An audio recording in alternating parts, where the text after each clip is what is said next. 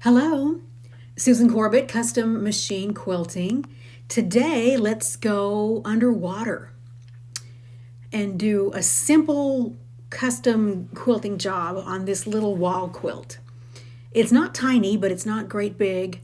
And although I could have done a whole lot of quilting in here, the client wanted it to be really simple.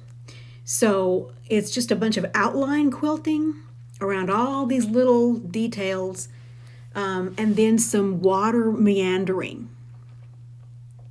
I put pins in here to try and keep the seams open because wool wants to close right back up again. And right off the bat, this is what custom quilting is like a lot of the time. Moving all those little pieces out of the way so I can get the presser foot right up against where I need to quilt. This is, although it's a simple design scheme, it's still pretty detailed just because of all the detailing in the quilt top itself. This quilter is a pretty accomplished hand stitcher. So you're getting a nice close-up look at some really good handwork, hand embroidery.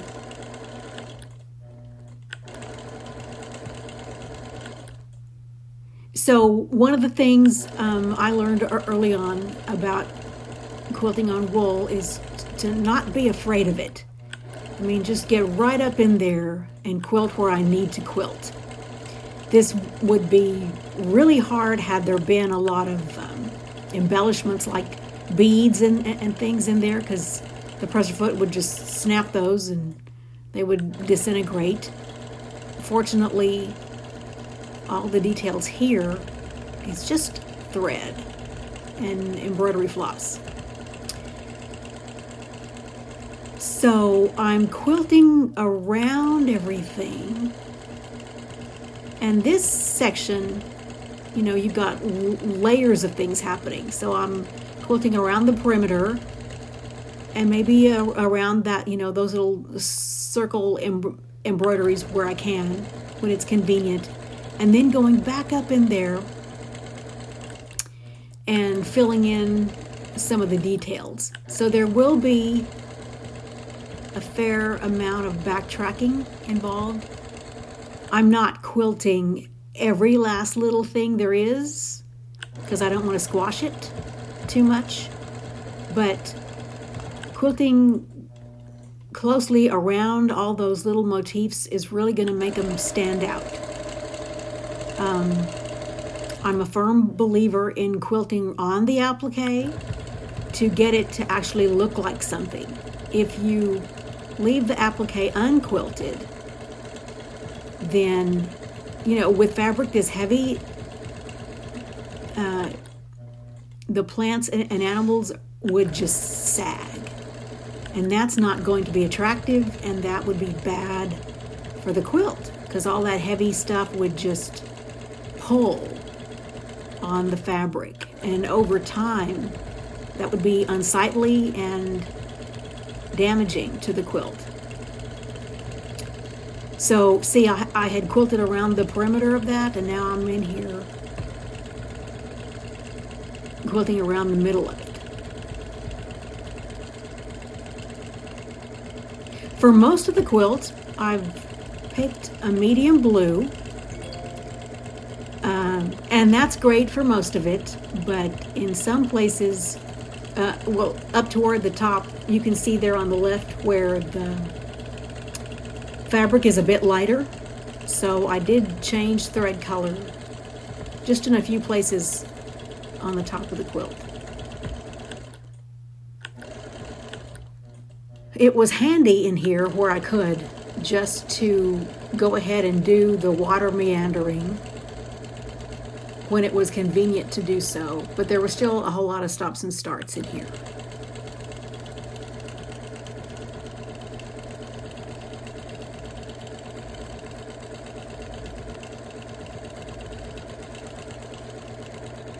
This The pieces are not fused, and wool is a really stretchy kind of fabric. So that was another reason to do some pinning, to try and stabilize as much as possible. But that give is kind of good and bad. The give in the fabric and the pushing of the fabric out of the way by the presser foot is actually kind of helpful, because there in the coral, it would just push the coral out of the way, and then I could get to the ditch. So removing the pins, now I'm at the bottom of the quilt, so I can start filling in with some meandering.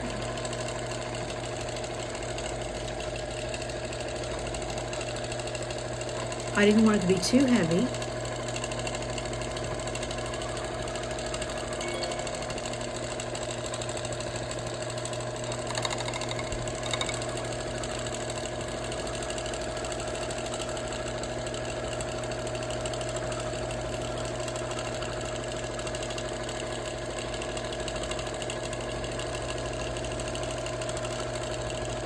As mesmerizing as it is to see the quilting, that's kind of what it's like to do the quilting as well.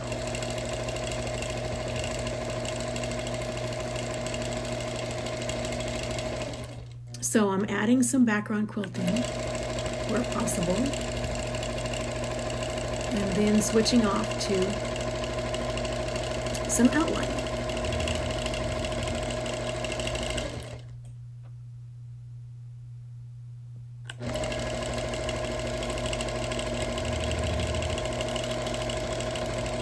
Okay, so see that bunch of embroidery right where the press foot is now, that's a pretty, there's a big pile there.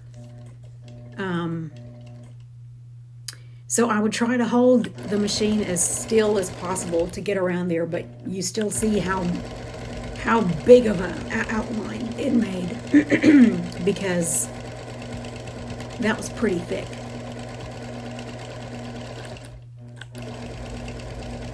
But it's important to quilt around those things. It makes them puff up. It gives the whole quilt dimension. And dimension is the name of the game on this quilt.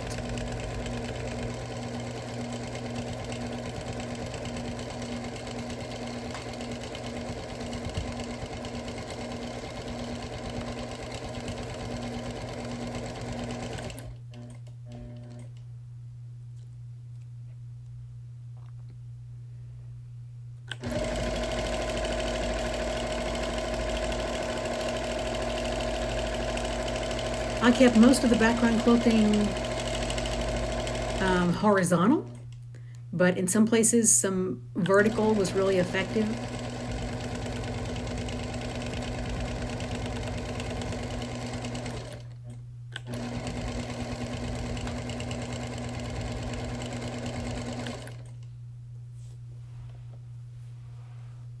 Around these crustaceans, the quilting got pretty detailed, which I think is well worth doing, just because of the effect you get. In and around all those little feet.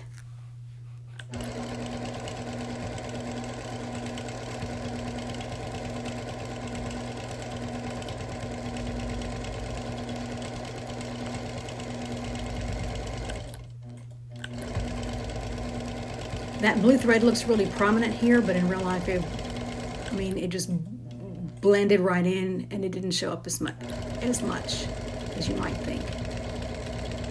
All right, in and around all those little bitty details really helped it a lot.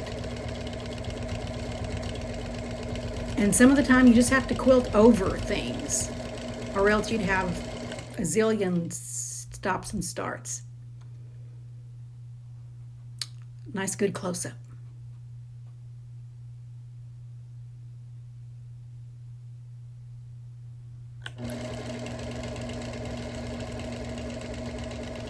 Here at the top of the quilt, that's where I had some thread changes. I switched to a light gray for some parts of it.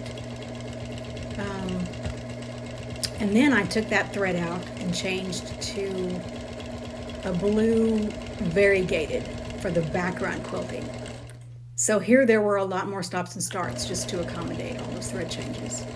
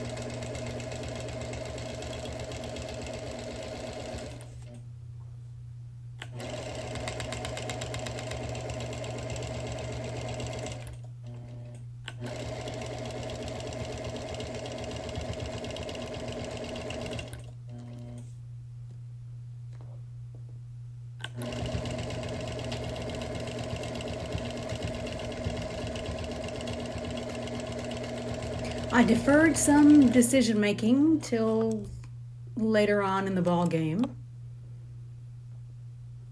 Deciding what to quilt and what not to quilt is a judgment call.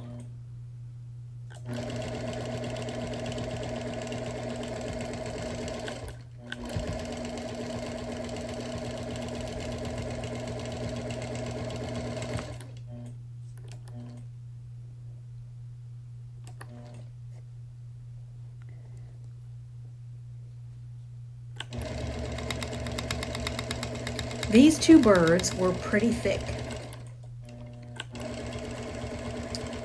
And I guess as you can see, you know, in some of these parts, it's nice to hold down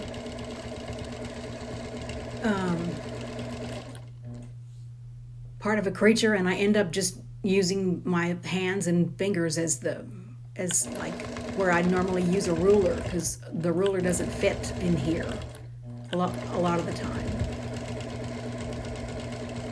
So you need to be a pretty confident quilter and not quilt your fingers. But all this quilting is pretty slow. I think I've only ever quilted my hand when I was doing high-speed quilting. And that's only ever happened twice.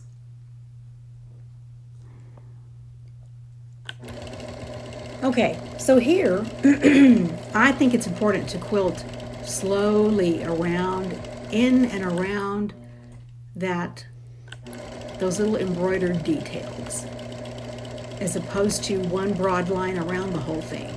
That would call attention to itself, and you don't want to see the quilting, you want to see the embroidery.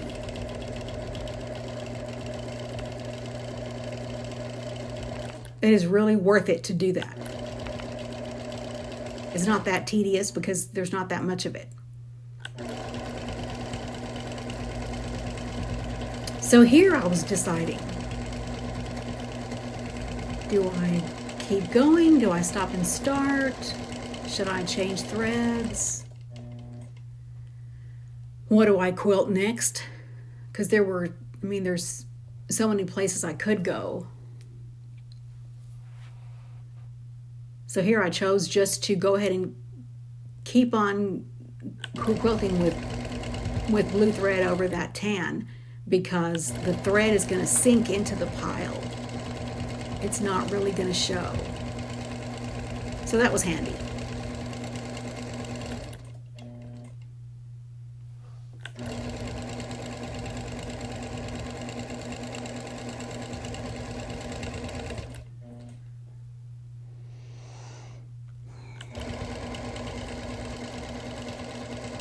That guy's pretty thick. Isn't all that embroidery fun?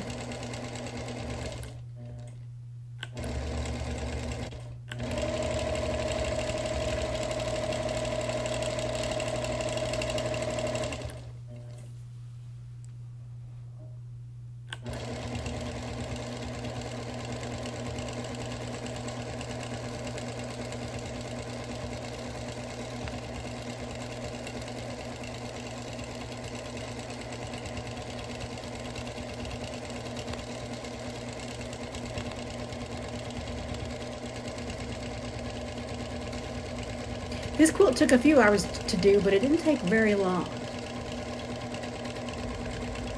I was kind of surprised.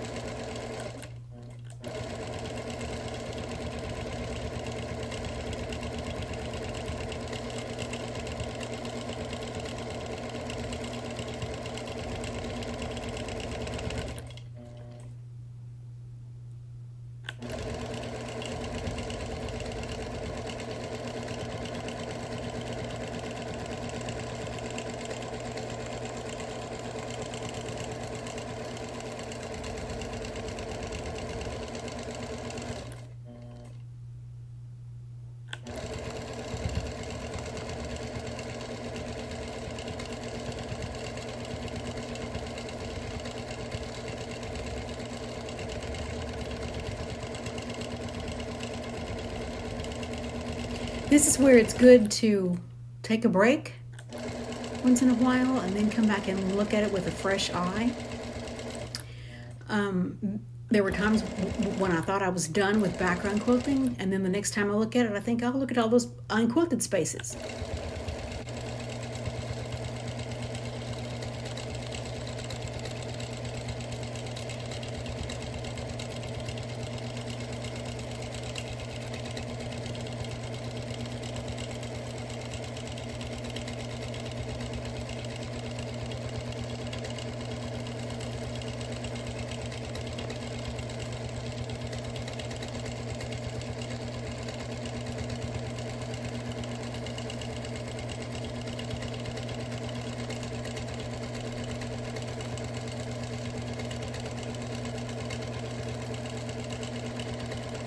I like to outline the fish and then go back in and do the background quilting. Stabilize first, quilt the background later. Sort of.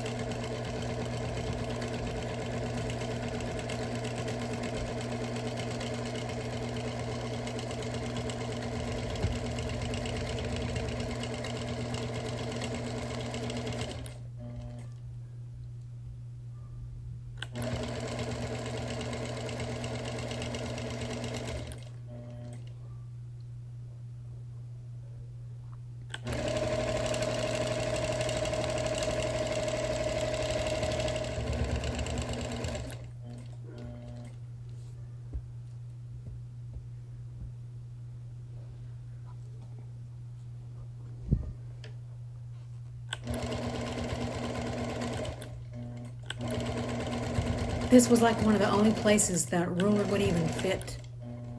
And then I end up using my hand for the other side of it. You do what works.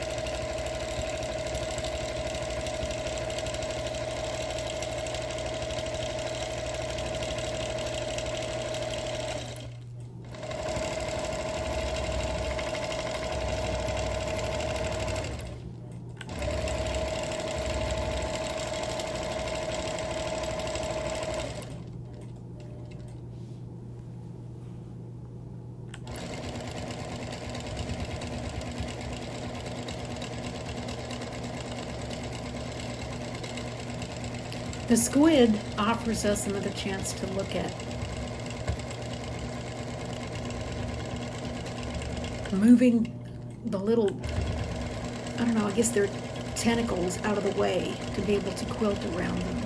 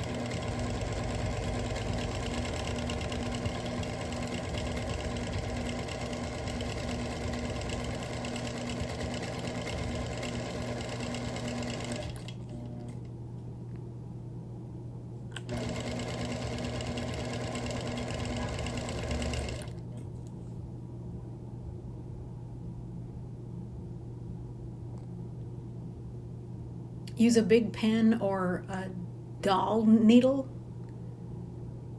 to hold those things out of the line of stitching.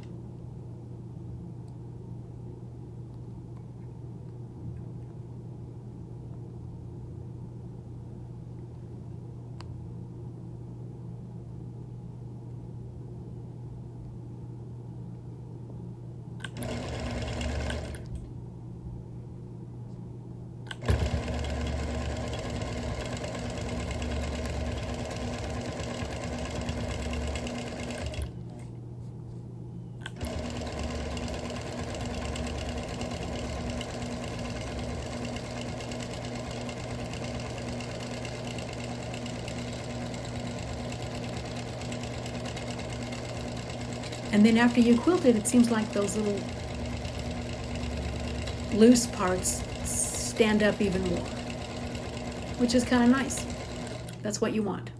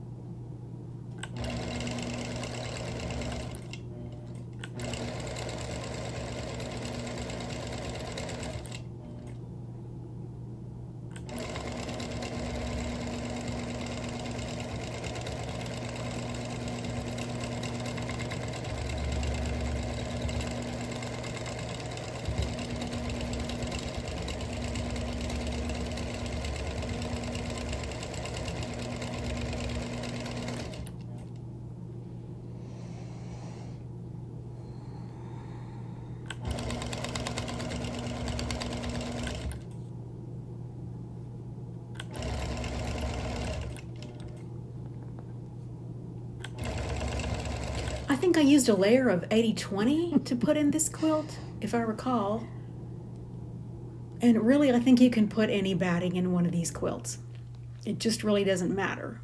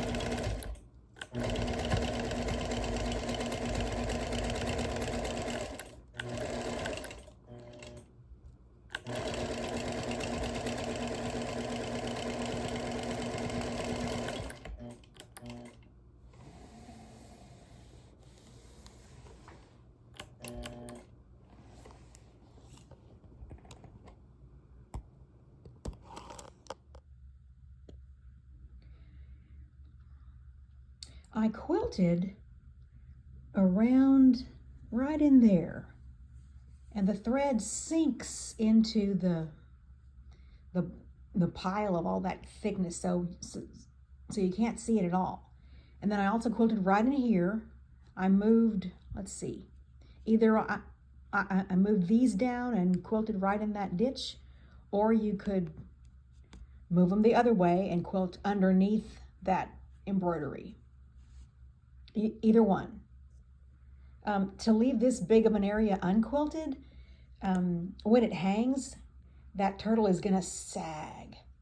And it's not gonna look real great, and it's gonna do damage over time to the whole quilt. Like it'll, it could pull and tear away from the back. That's just not a good thing to do to a quilt. So, I didn't quilt all over every little thing. All the little tiny stuff, I quilted around, but not on. See here, I could have quilted inside there, but that would be overkill, I think. These guys crack me up. They're so funny. Okay, I quilted right in that ditch right there, right in here, and around the eyeball. And that's kind of a judgment call. Earlier, I saw that I had left this unquilted, and it was just sticking right out there. Man, it looked really unsightly. So I went back in and quilted that part down. What else? I quilted right around those little scallops. And see, you can't see the thread at all. It just disappears into the pile. I quilted right in here, around there, and then up here. And I quilted around those shark teeth. Move those things around and get in there. I quilted around here and right in there. Doing background quilting in and around the school of fish is really key. That makes them look a whole lot better. You might not be able to tell in this shot, but with the light away from it, that's really good. Okay, on this man array, I didn't know what to do. I thought that was too big of an area to leave unquilted, so I quilted right around here. And I'm still on the fence. I don't know if I like that or not. But, whatever you quilt and then decide you wish you hadn't, you can always take those stitches right back out again. No problem. I debated long and hard about the boat and the sails, and I just left them blank. I don't know. I quilted right in here and around there. And I think this probably needs something, but I didn't think I could get the presser foot in there really easily, and I didn't want to take the trouble to raise the presser foot any higher than it normally is, just for that one little area. I think it'll probably be okay. Okay, where there's tremendous pile, like this guy, I didn't quilt around there. Oh, one thing I will say, if you see something sagging and you want to quilt it, but you don't think you can get your press foot around it or whatever, you can always hand quilt it. I have done that before. Okay, I quilted in that ditch. I didn't quilt that, it's too close to the edge. This is pretty thick, so I didn't quilt around there. I didn't think there was any point. So that one line of stitching I think is plenty. And I don't know if I may have gone too far with that one. I don't know. Judgment call, once again. Okay. I quilted around the eye of that big old whale. I thought about quilting this, but it's so close to the edge, I blew it off. And I just quilted that eye because look how big of a piece that is to leave unquilted. And I quilted around the flippers. Okay. I put some details in some of the fish. I left him blank. I don't know why. Judgment call. I quilted in here and around there and in here and around this part. I think it looks a whole lot better. And the funny thing about that, once I put this quilting in, it makes his flippers stand up. So that was funny. I quilted around here and around there. I quilted the top of the eye, but not the underside. I do not know why. You know, some of this stuff is just instinct. I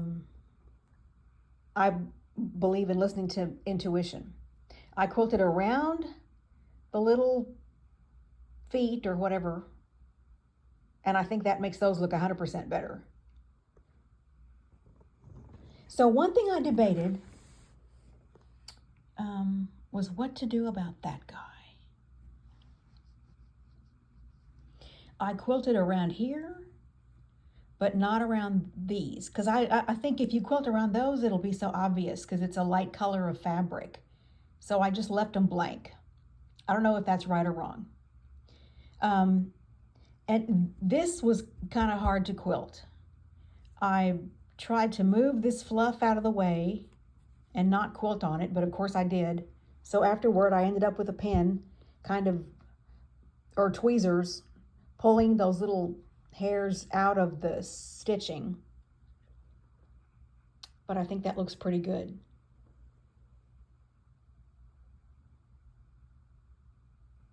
So I think that's the ball game.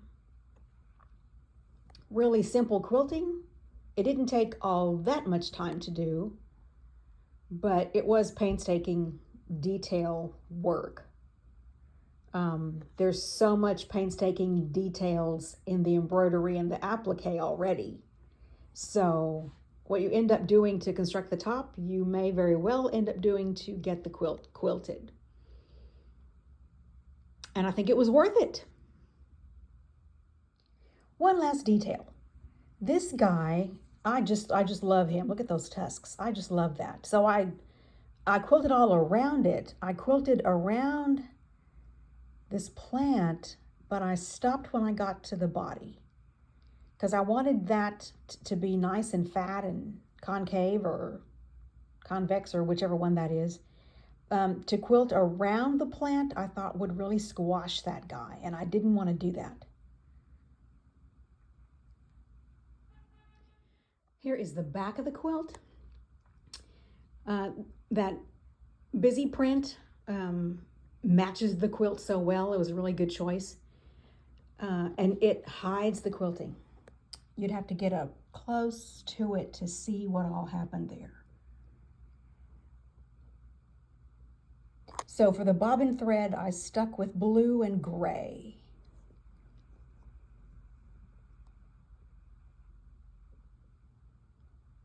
Had the back been a solid color, that would be a whole different thing. But then that really would have highlighted the areas that are not quilted, like right here. That is the back of that guy.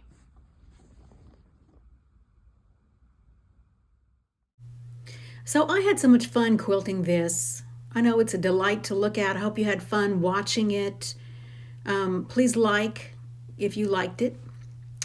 And I will talk to you again later. Bye.